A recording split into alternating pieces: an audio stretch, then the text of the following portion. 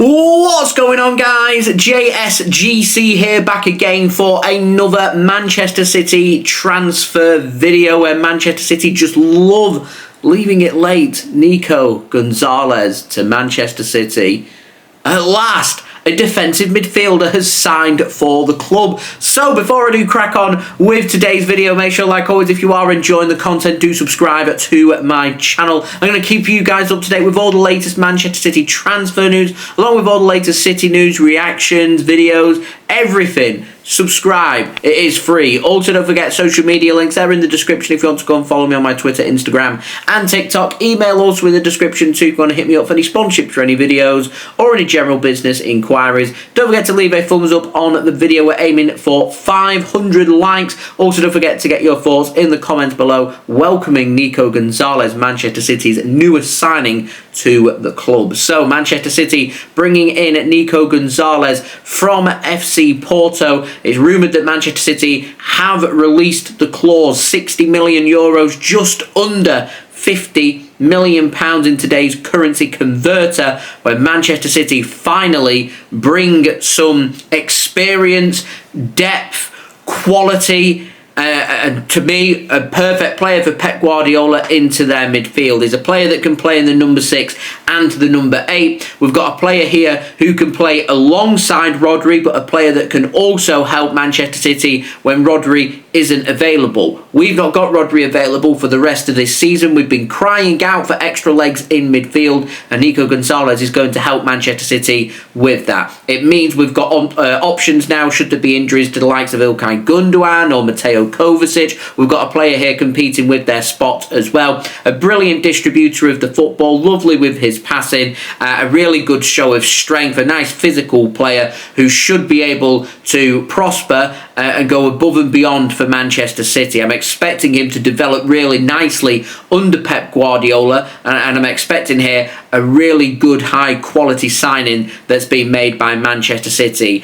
And spending £50 million on a midfielder is a lot of money to be spent, so it's not just a player that's been brought in thinking about the future. Manchester City are very much bringing Nico Gonzalez into the club so he can be starting games, getting plenty of minutes for Manchester City, and ultimately adding more to Manchester City's midfield than what we've already got. We've got a very ageing, old squad in particular in that midfield area, so bringing in a player who's 23 years old is certainly going to be a player that's going to help Manchester City to bring fresh energy and fresh ideas into midfield. We've done some good, solid additions in this window when it comes to bringing in fresh new ideas and bringing the average age of the squad down and the defence down, with Cody Husanov and Vita Hayes, and City doing something very similar here in midfield, whilst also adding Omar Marmoush at the top of Man City's midfield and into attack. So we've got a player who can complement Erling Haaland, but also if Erling Haaland cannot play, then we've got a ready-made striker who can come in and help with Manchester City, along with Oscar Bob coming back from injury. It means that if Man City can get everybody back fit bar Rodri,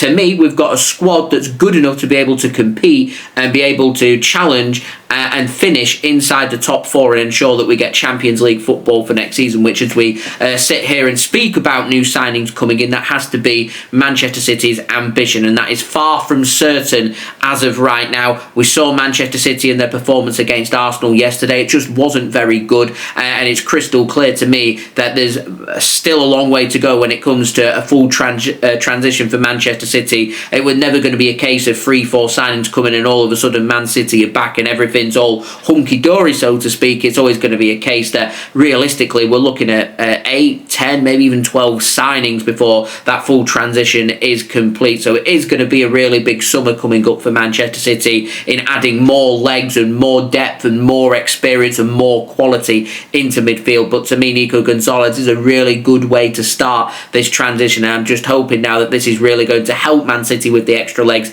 in midfield to be able to improve with their ball distribution, cut out the mistakes at the back, add some quality just in front of the defence. And we've got a player here very comfortable with the football at his feet, straight from the Barcelona academy. I was having a look at some of the Barcelona opinions of him, and there were some suggestions coming out of Spain when he signed for FC Porto that he was a Barcelona flop, that he wasn't a very good academy player, and that's ultimately why he's ended up leaving, and that's why he's ended up at FC Porto. But just in case, there must have been a glimmer there, because Barcelona have included a 40% sell-on fee. You're not going to include a 40% sell-on fee for a player unless you think that you're going to be able to make money off this player. So they've clearly seen something. They just didn't think he was quite right at this point, at him leaving Barcelona to go to FC Porto. But FC Porto developed him very nicely into a very strong, very good midfielder, who now, he's going to need time, by the way, to settle. I'm not expecting him to come straight in and be the perfect midfielder, Rodri 2.0 straight on in. It's not going to happen. Rodri wasn't at his high level. It took him years to be able to get there, and I'm expecting something similar from Nico Gonzalez as well. So as long as he knuckles down, works hard in training, works hard with the coaches, and